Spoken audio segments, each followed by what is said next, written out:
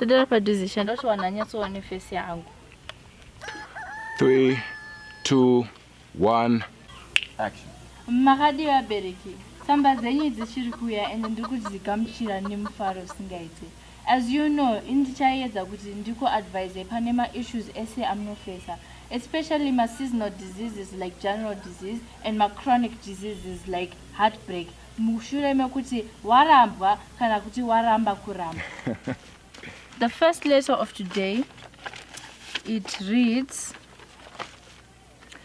Makadi Sister Georgina, I'm very happy for the service you're providing us. I sent in a problem one year advice ya Makatipa last week.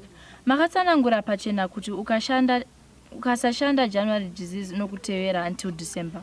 You went on to say we can use a single green bar per mwezi kuwachisama nepi emwana.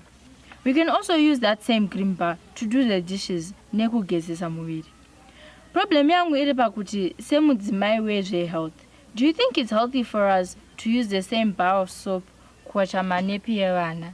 Then we take the same bar recipe to vata no sukama plates. Now.